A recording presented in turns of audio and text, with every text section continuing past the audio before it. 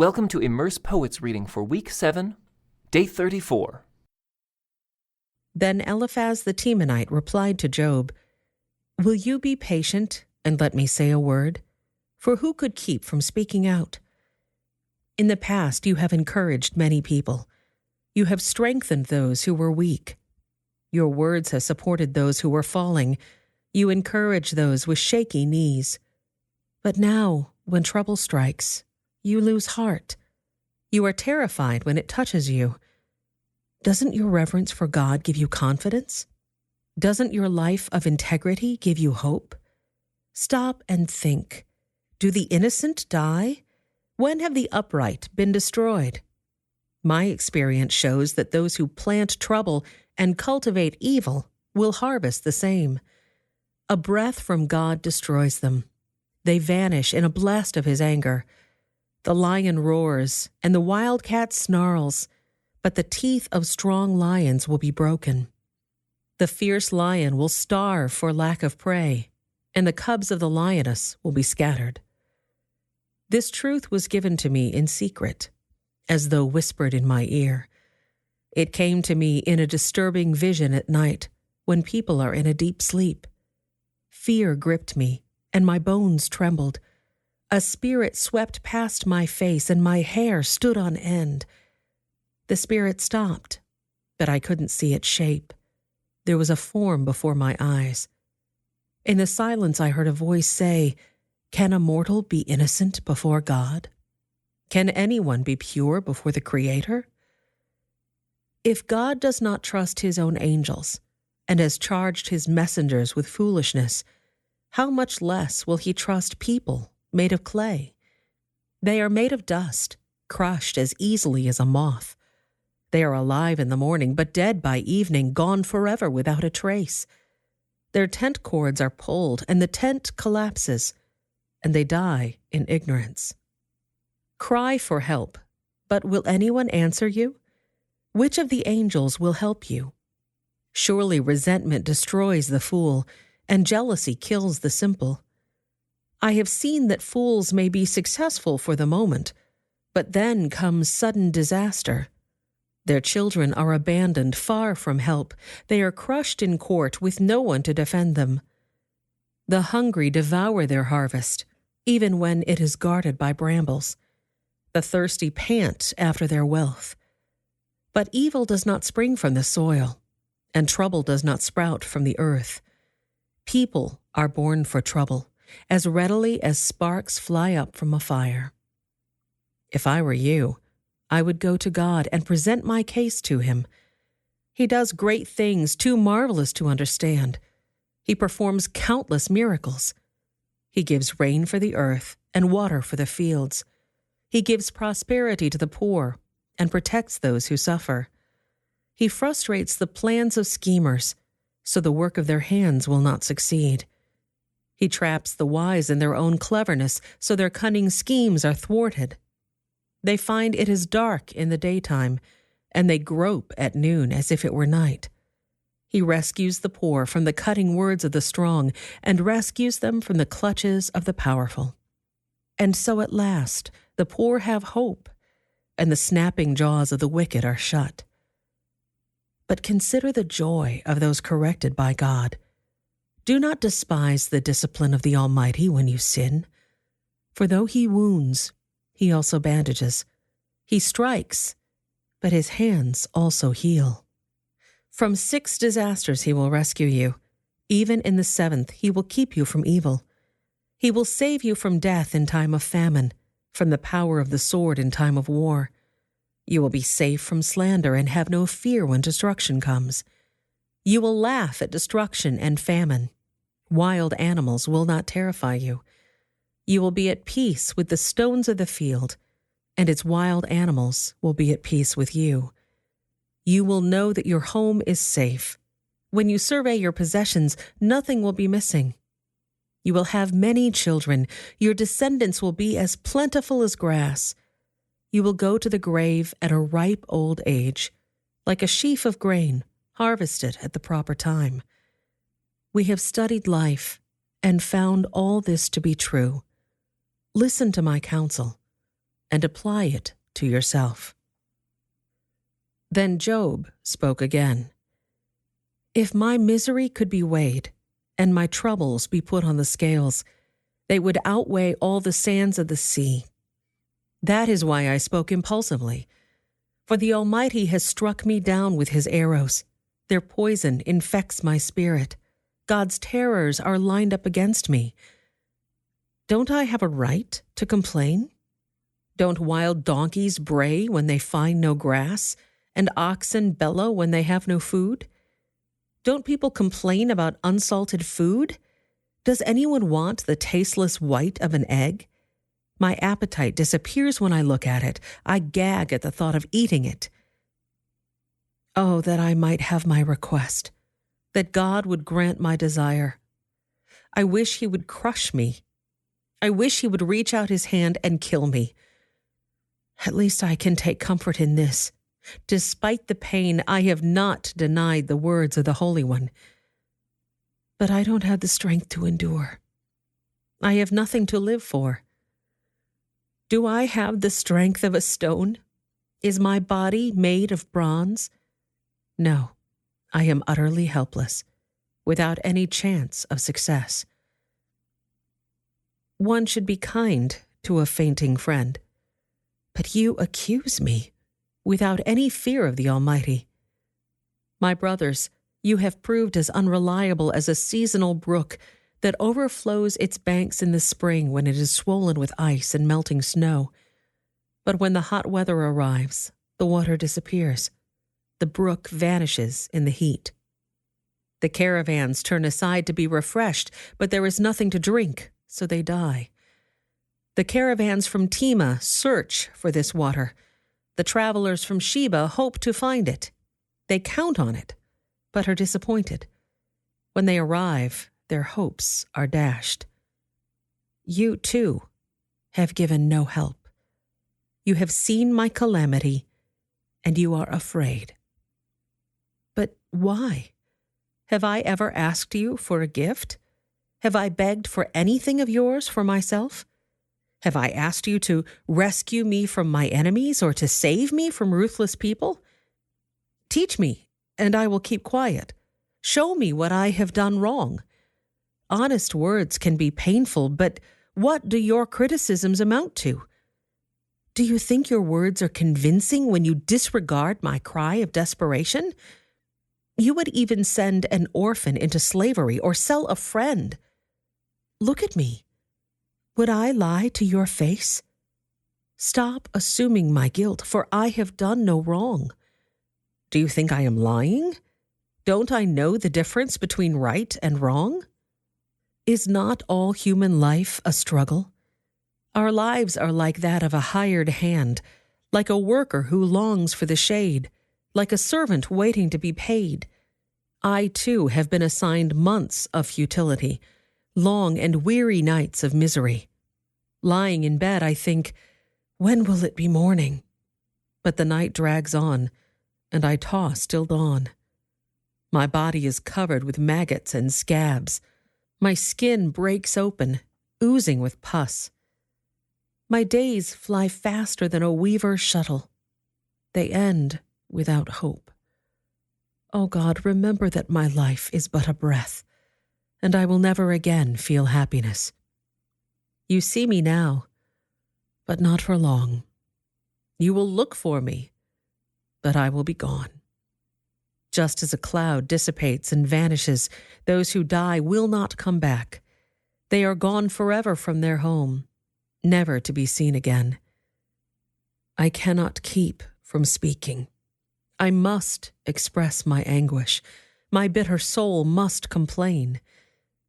Am I a sea monster or a dragon that you must place me under guard?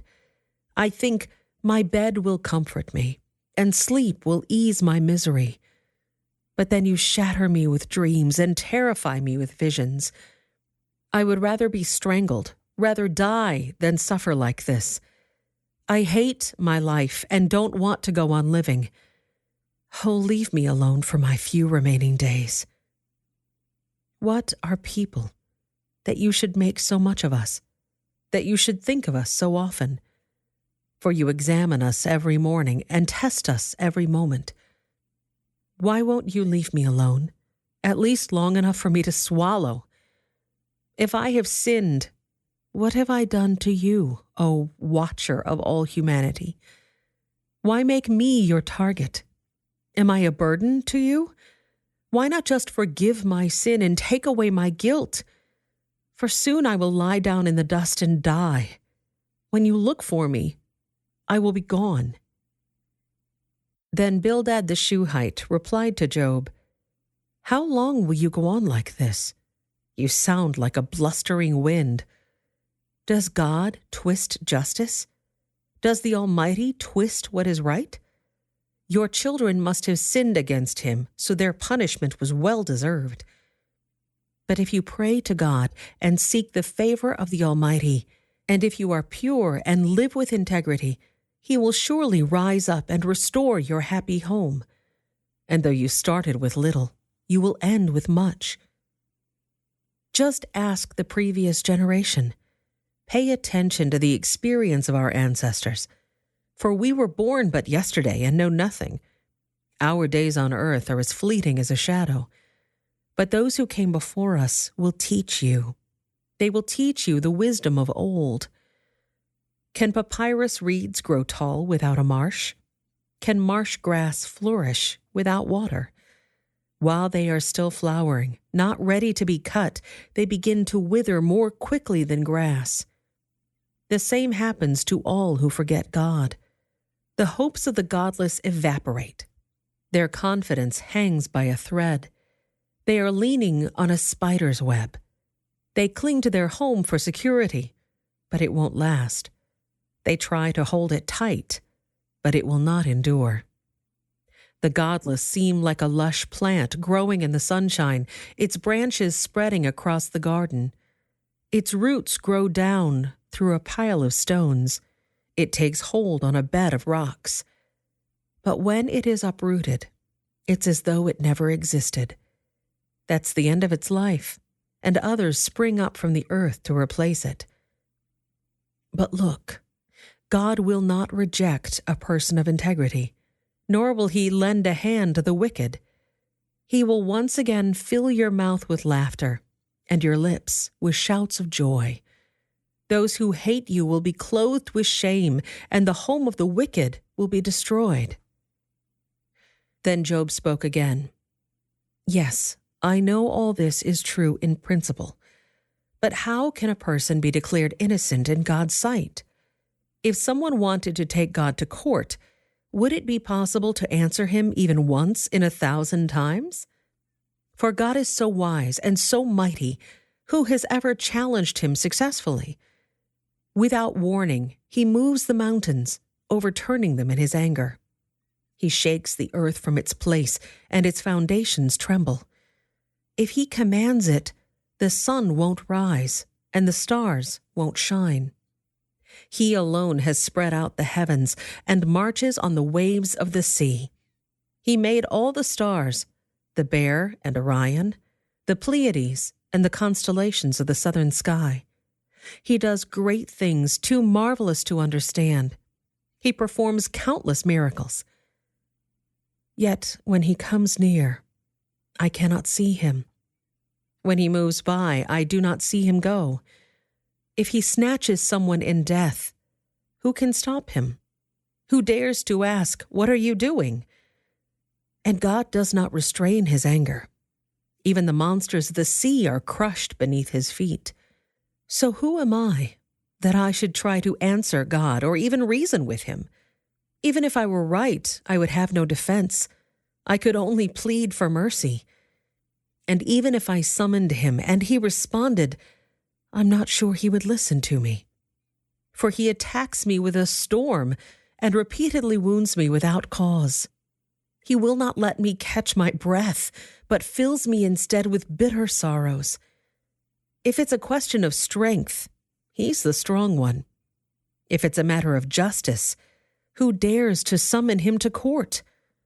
Though I am innocent, my own mouth would pronounce me guilty. Though I am blameless, it would prove me wicked. I am innocent, But it makes no difference to me. I despise my life.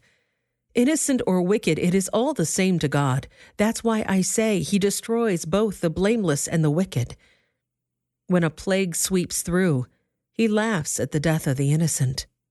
The whole earth is in the hands of the wicked, and God blinds the eyes of the judges. If he is not the one who does it, who is? My life passes more swiftly than a runner. It flees away without a glimpse of happiness. It disappears like a swift papyrus boat, like an eagle swooping down on its prey. If I decided to forget my complaints, to put away my sad face and be cheerful, I would still dread all the pain. For I know you will not find me innocent, O God. Whatever happens, I will be found guilty. So what's the use of trying? Even if I were to wash myself with soap and clean my hands with lye, you would plunge me into a muddy ditch, and my own filthy clothing would hate me. God is not a mortal like me, so I cannot argue with him or take him to trial.